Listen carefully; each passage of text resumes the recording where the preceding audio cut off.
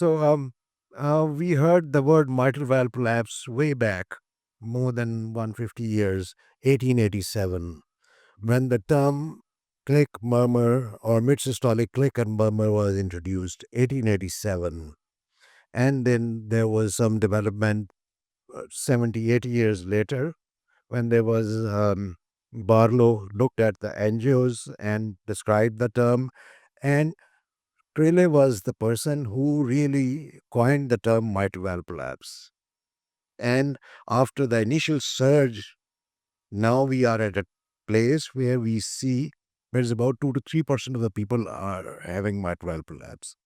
But about 100 years later, of the initial concept from 1887 to 1987, this term mitral annular disjunction was coined. And initially in the 1980s, there were some autopsy studies showing us the concept of mitral annular disjunction. And 1987, Hutchins showed us that this is an anatomical separation between LA and posterior mitral valve annulus and LV myocardium, and is shown to be CT studies, majority of the patient, 96% of the population. But with mitral valve prolapse, it's about 30 to 40% of the population. And now, in this day and age, we are now concerning a term which is like arrhythmogenic mitral valve prolapse.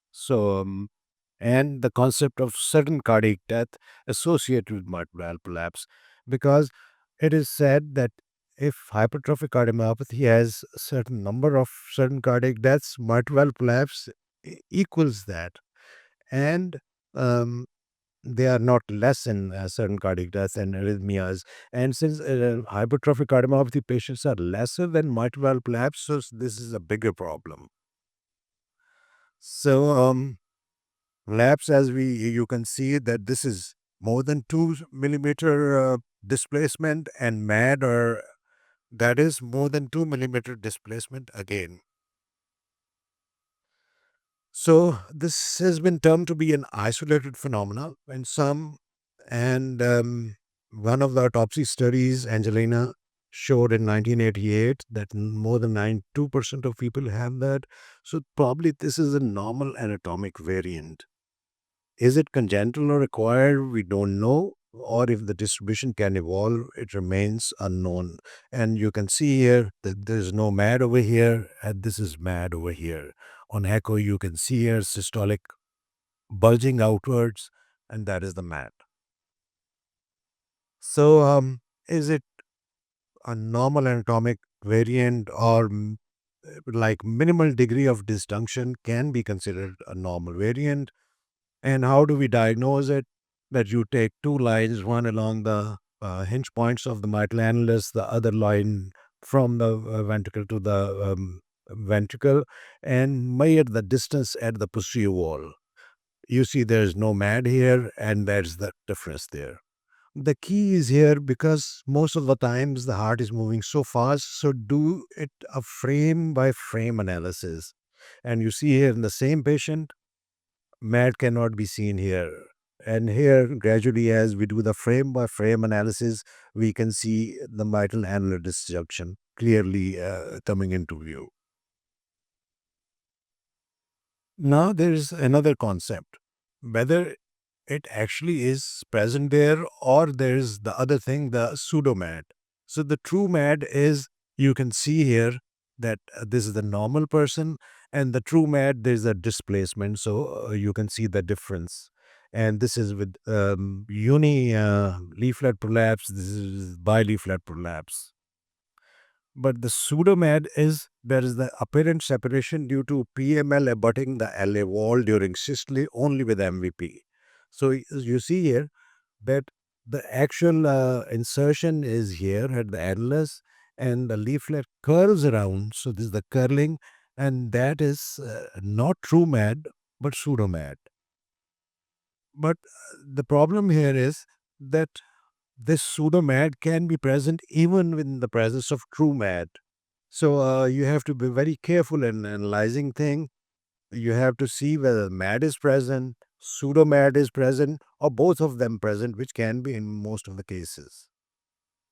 Then we can go through the like full spectrum of the disease. This is a classical bileaflet prolapse, but no MAD. There's mild MAD over here.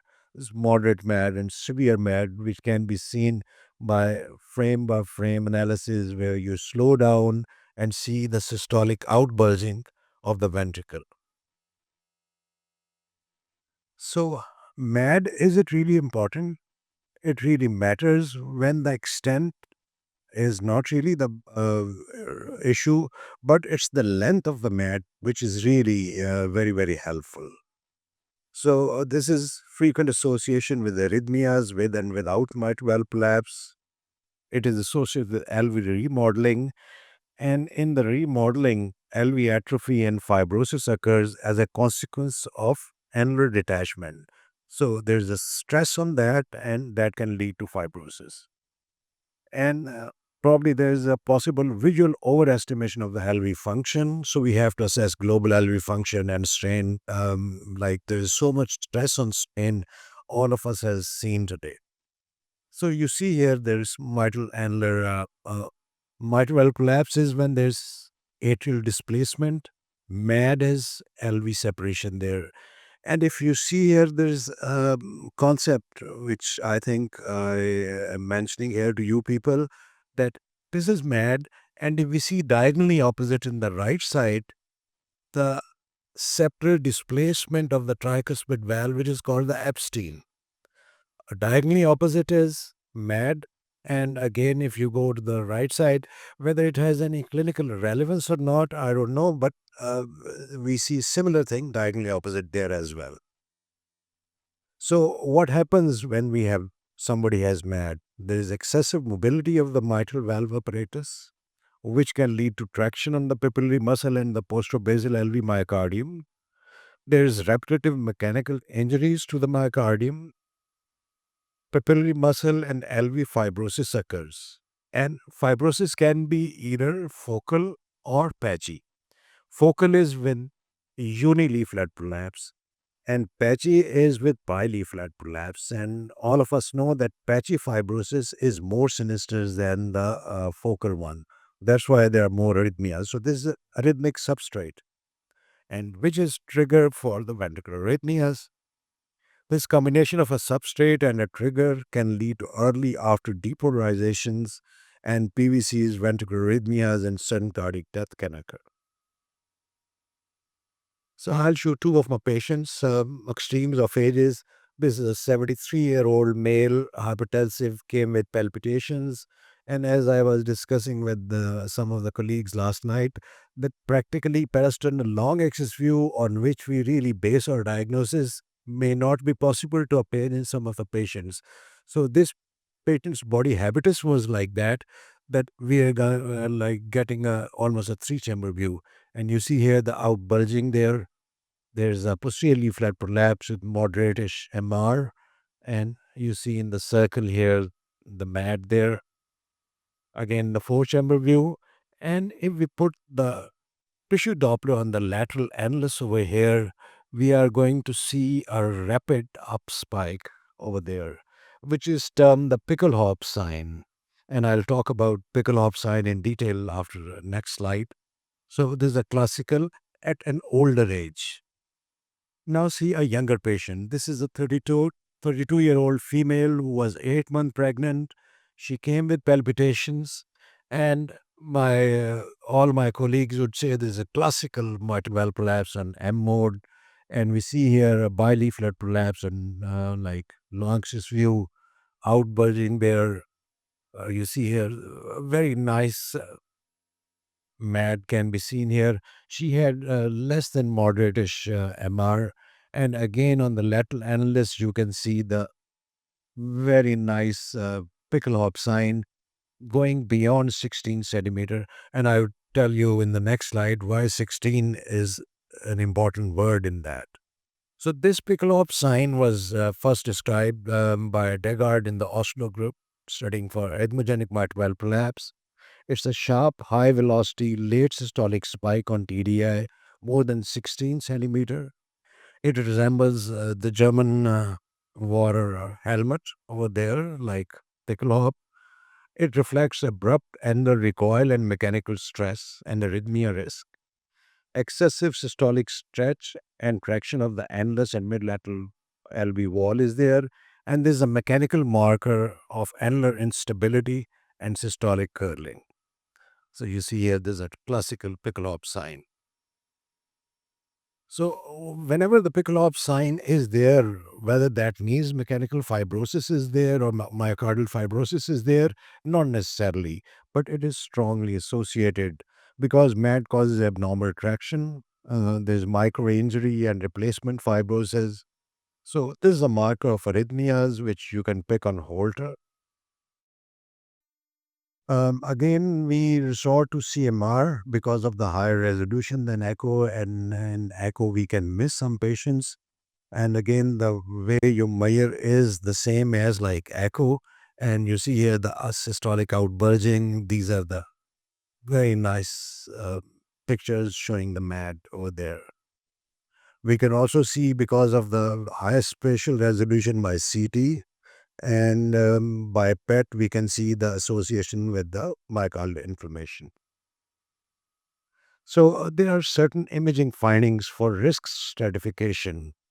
Signals with mitral valve collapse patients who can develop malignant arrhythmias and sudden cardiac death.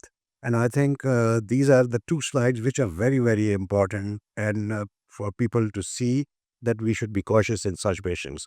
So clinically, these patients have syncope or pre-syncope, ECG, funny T-wave changes in fear leads, echo is severe bileaflet prolapse. This is twice more prevalent in patients with sudden cardiac death, bileaflet prolapse.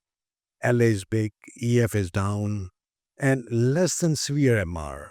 MAD as a risk enhancer and Pickelhop sign. If these things are present, this is important.